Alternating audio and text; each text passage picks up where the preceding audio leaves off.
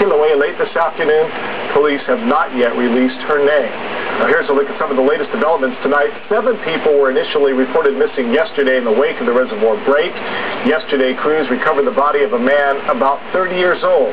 This morning, Governor Lingo toured the devastation. She also spoke to hundreds of people on the ground stranded on the North Shore when the flooding washed out Kauai's main highway. But some good news late today. After removing tons of debris, crews were able to reopen one lane of Kuhio Highway at about 4:30.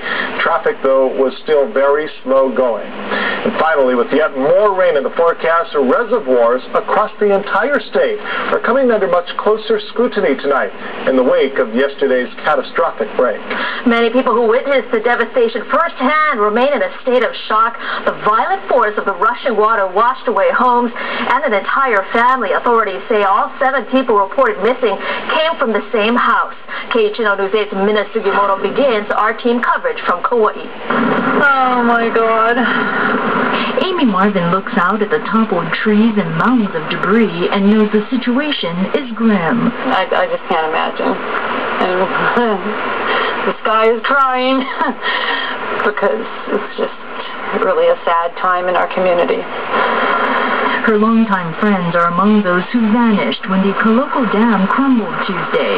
Kauai officials identify the victims as Daniel Arroyo, Alan Dingwall, Aurora Faring, Rowan Faring Dingwall, Christina McNeese, Timothy Noonan, and Wayne Rothstein. This is a photo of Alan Dingwall, Aurora Faring, and their son Rowan off the family's website. My husband and I walked about 3 miles round trip along the beach trying to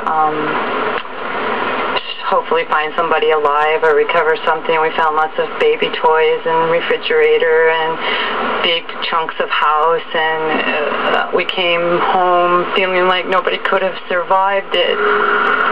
So far, crews have recovered the body of one of the men. The water levels here at Marisa Dam are dropping, but the emotions in this tight-knit community remain high as the search for the missing continues. We could use here is more water. Nearby Kula School is the relief site for search and road repair crews. As much food as we gave them, they were most grateful for the coffee because they were turning around and heading right back out. The folks preparing these meals also know the Farings well. Even though we're providing help here, it's kind of a helpless feeling from the standpoint of it's a waiting game. Mina Sugimoto, KHNO News 8. Also today, search teams got a little bit of extra help in their efforts as some 4-legged team members arrived on Kauai. Governor Lingo also traveled to the Garden Isle herself. She surveyed the destruction from the air and then comforted several hundred North Shore residents on the ground, people cut off by the disaster. KHNO News 8's Paul Drews with more on a very busy morning at the Lihue Airport. Nearly a half-dozen search dogs and their handlers flew into Kauai early Wednesday morning to assist the Coast Guard as they look for those swept away in the flood. Meanwhile, Governor Lingo climbed aboard a Black Hawk helicopter to see the damaged Koloko Reservoir for herself. The devastation is dramatic.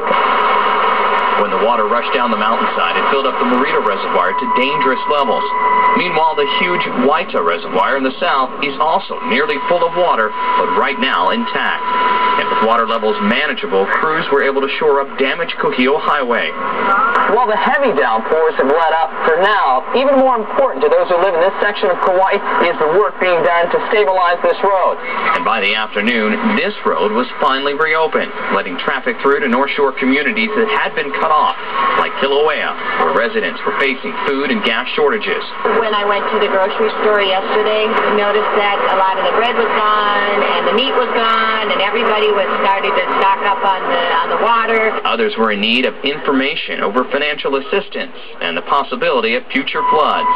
But this was not a community in crisis, rather a neighborhood dealing with yet another Kauai disaster.